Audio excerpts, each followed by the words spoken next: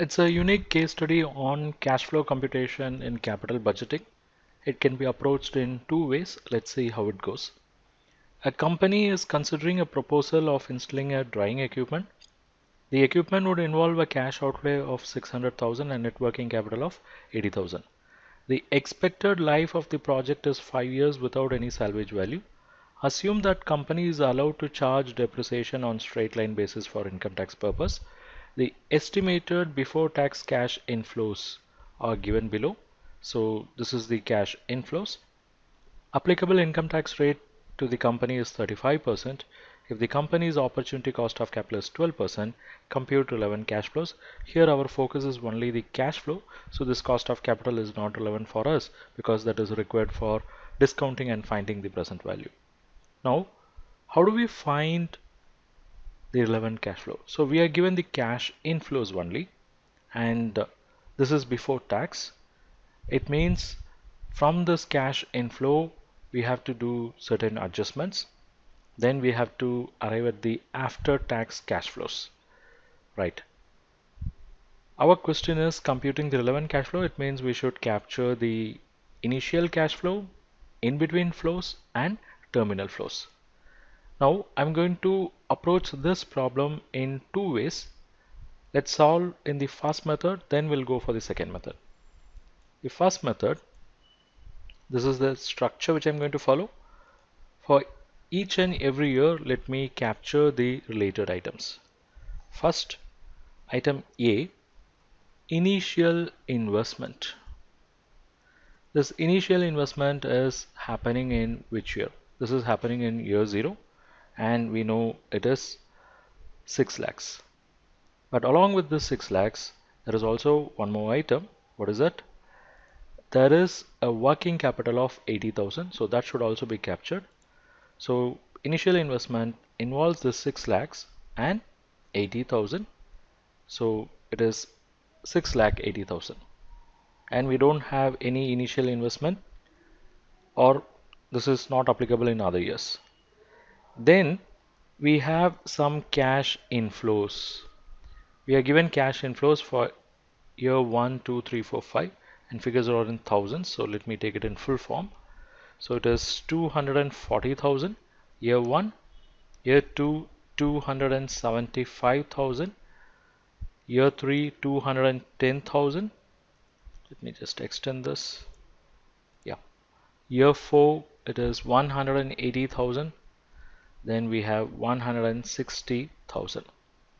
Now these are all cash inflows. So this basically talks about whatever the cash income and cash expense that has been compared, and this is derived. Now what I'm going to do now is from this cash inflow I'm going to deduct depreciation. We know depreciation is a non-cash item, but I'm going to deduct this depreciation from this cash inflow. So how do I calculate depreciation?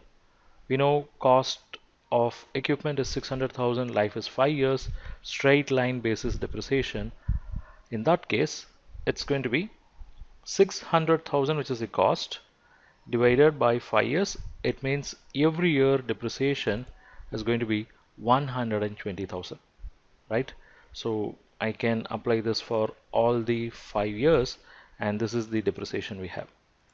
So from cash inflows, if I deduct this depreciation, what I get is cash inflows before tax. So we'll call this as profit before tax as well. So nothing in year 0, whereas in year 1 it is 2,40,000 minus 1,20,000, we get 1,20,000. In year 2 we get 1,55,000. Year 3, 4, 5. These are all the figures. Now from this let's deduct taxes. What is the tax rate? We have tax at 35%. Nothing in year 0, year 1 it is 120,000 multiplied by 35%. I get 42,000. Let me have it in negative. Year 2 it is 54,250. Year 3 it is 31,500. Year 4 it is 21,000, and year 5 it is 14,000. So item F, I get cash flow after tax which is D minus E. Now in year 0, let's for the moment keep it as 0 itself. At the end we'll take the overall figure. Whereas for year 1 it is 120,000 minus 42,000, we get 78,000. Year 2 it is 1,750,000. Year 3 58,500. Year 4 39. Year 5 26. But we know this is not the cash flow because this is profit, because this figure includes depreciation. So I have to modify this. I cannot say this as cash flow. I have to call this as profit after tax. Similarly, I have to call this as profit before tax. This is not cash inflow because this is after deducting depreciation. So I'll call this as profit before tax. So what should I do to get my cash flows after tax? I have to add back depreciation. So if I add back depreciation, the figure which I have, year 1, 1,20,000, year 2, 1,20,000, year 3, 4, 5, and now I'll get what is my cash flows after tax, which is item F plus G, and here we have 78,000 plus 1,20,000. We have 1,98,000 in year 1, 2,20,750 year 2, 1,78,500 year 3, 1,59,000 year 4, and 1,46,000 in year 5. Now let us bring the total. That is, in year 0, let us not forget the 6,80,000, there is a cash outflow. Okay. Similarly, in year 5, there is a recovery of working capital. So let's say EFGHI capital items. I'm just bringing them here. I'm bringing the 6,80,000, which is an outflow. And here in year 5, there is a recovery of working capital. What is the working capital? It is 80,000. So that is also coming back, right? So we can say net flows. So net flows is sum of these two. Year 0 it is 6,80,000, year 1 1,98,000, year 2 3 4 5, and this is the position, right? Now the same calculation we can also do it in a different way. I'm going to show you that we can approach the same cash flow. We'll get the same figures, but we can do it in a different way. How? Let me make a dividing line here. Yeah, that's done. I'm going to repeat all the calculation. What is my initial investment? It is 6,80,000. Then I have cash inflows, nothing in year 0, whereas year 1 it is 2,40,000, year 2 2,75,000, year 3, year 4, year 5.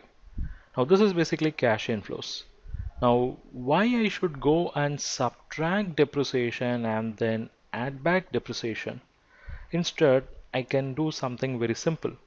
That is, I know this is the cash inflow. Let me apply tax on this.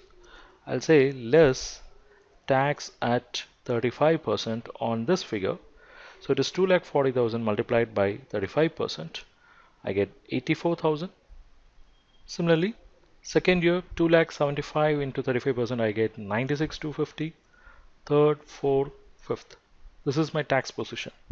It means I can have cash inflows after tax. I'll say item D, cash inflows after tax, which is B minus C, and I get these numbers. But one thing which I have forgotten here is depreciation. But depreciation is not a cash item, so we have excluded, but we cannot forget the tax benefit which we are going to get from depreciation. The presence of depreciation will help us in reducing the taxes. Look at here. When you included depreciation in this calculation, your tax amount. In year 1, 42,000. When you excluded depreciation, what is your tax amount? Year 1, 84,000. When you included depreciation, your tax in year 2 was 54,250, whereas here it is 96,250. It means depreciation was helping you to reduce your taxes. There is a tax savings on account of depreciation. We call it as depreciation tax shield. So what I'm going to do is I'm going to capture that effect. Presence of depreciation helped me to save tax at 35% on the depreciation amount. I'm going to do that now. So this is my cash inflows after tax. I'm going to get some tax shield or tax savings on account of depreciation. I'll say item E, tax savings on account of depreciation. We call it as tax shield, and calculation is very simple. It is the depreciation amount multiplied by tax rate. That's it. So probably I'll put it here. It is depreciation amount multiplied by tax rate, that is at 35%. So this is a saving, because here your tax was 42,000, here it's 84,000.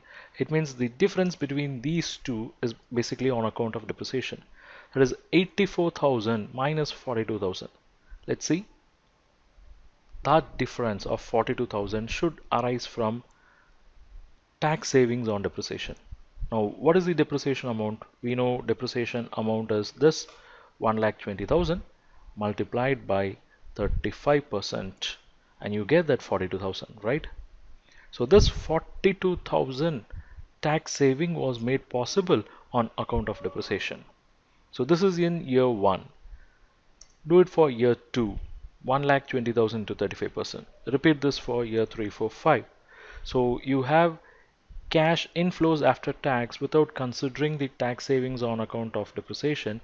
Now let's add that also, and then we arrive at the cash flows, right? But let us also keep in mind working capital is getting released. So we'll say working capital release, which we have captured in the previous working as release of capital items, okay, 80,000. So now we can arrive at the overall cash flow. So I'll say net cash flows, item G, net cash flows. As far as year 0 is concerned, it is only 6,80,000, whereas year 1, have a look at it, it is 1,56,000 plus savings, it's an inflow, 1,98,000. Year 2, it is sum of these two, 2,20,750. Year 3, this is the figure. Year 4, year 5. In year 5, let us also add this 20,000. And now watch this beauty. In both cases, in both the approaches, you can see same figures, right? So both the methods are correct. You can adopt either. The first method is our traditional method, whereas second method we are avoiding too many calculations. Okay, probably here we had say A to J rows, here we have A to G rows. So we are reducing these steps. That's it. Are you struggling in understanding financial management concepts like time value of money, financial ratio analysis, cash flow analysis, fund flow analysis, cost of capital and capital structuring decisions, capital budgeting, and working capital management? Then this course is for you. Financial Management, a complete study. One of the comprehensive course in financial management at the most affordable price with lifetime access. Explore and enroll now.